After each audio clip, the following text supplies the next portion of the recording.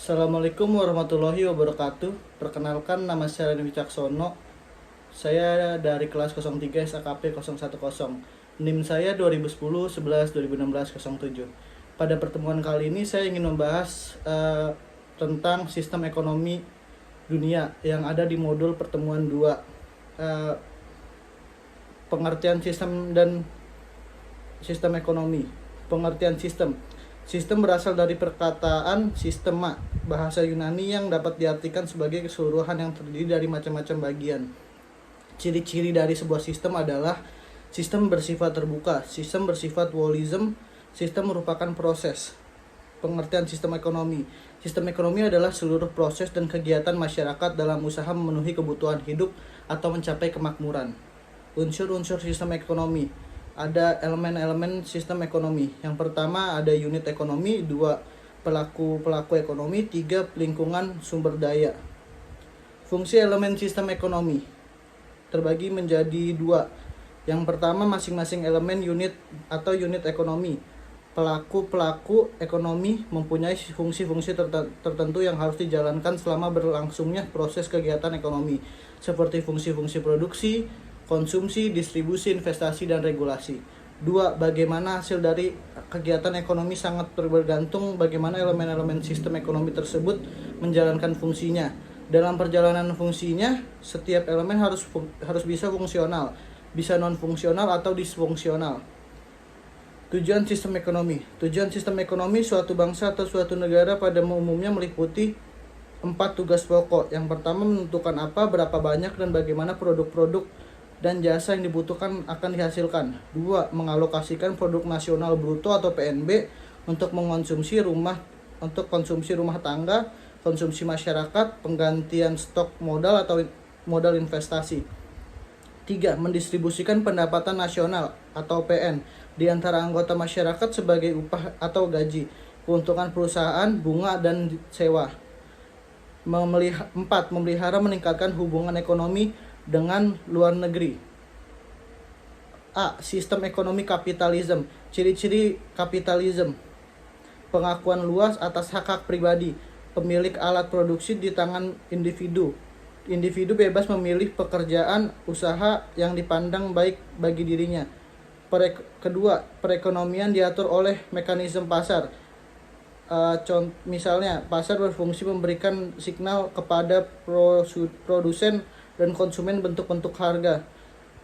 Campur tangan pemerintah diusahakan sekecil mungkin, yang mengatur perekonomian menjadi efisien.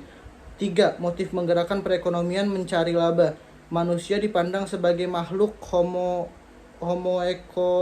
economicus yang selalu mengejar kepentingan keuntungan sendiri. Paham individualis didasarkan materialisme. Terus 2. Kebaikan kapitalisme memberi lebih efisien dalam memanfaatkan sumber-sumber daya dan distribusi barang-barang.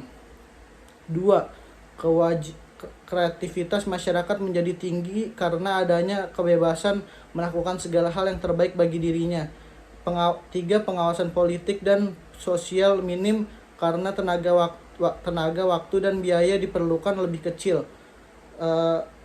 Selanjutnya adalah kelemahan kapitalisme. Tidak ada persaingan sempurna, yang ada persaingan tidak sempurna dan persaingan monopolistik.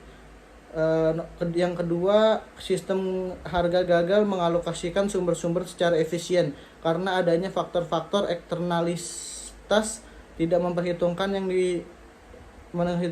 menekan upah buruh dan lain-lainnya.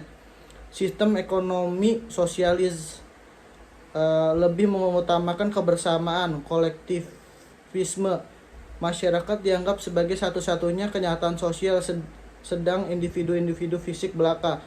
Tidak ada pengakuan atas hak-hak pribadi dalam sistem sosialis. Peran pemerintah sangat kuat. Pemerintah bertindak aktif mulai dari perencanaan, pelaksanaan, hingga tahap pengawasan. Alat-alat produksi dan kebijaksanaan ekonomi semuanya diatur oleh negara. Sifat manusia ditentukan oleh pola produksi melahirkan keadaan kolektivisme atau masyarakat sosialis. Pola produksi aset dikuasai individu, melahirkan kesadaran individualisme atau masyarakat kapitalis. Kelemahan sosialisme.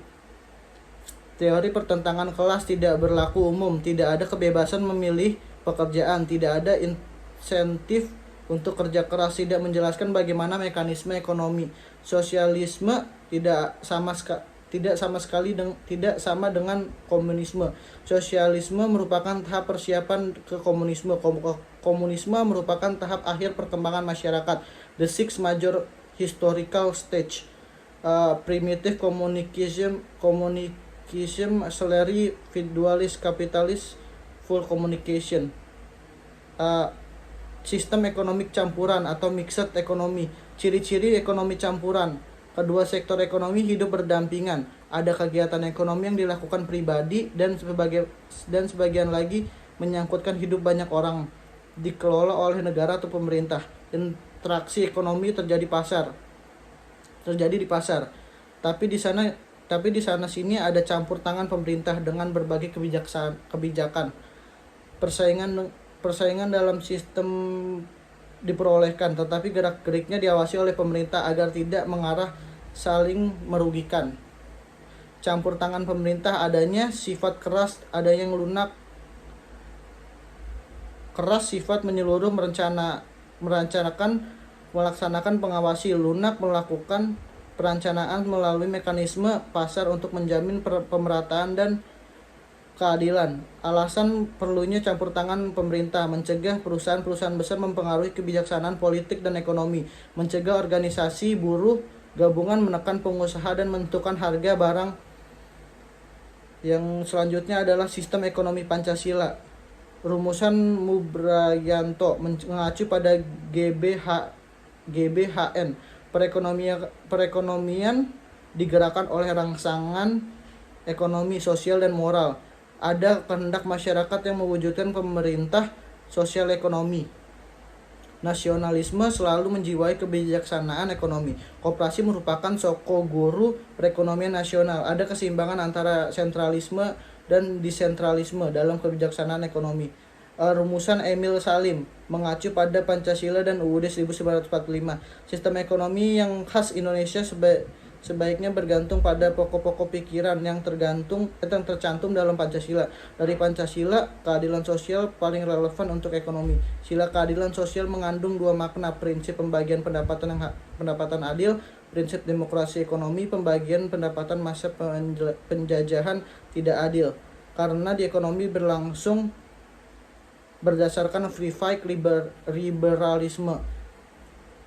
Prinsip demokrasi ekonomi ditegaskan diatur dalam Undang-Undang 1945. Sekian dari saya, jika ada kurangnya mohon dimaafkan. Wassalamualaikum warahmatullahi wabarakatuh.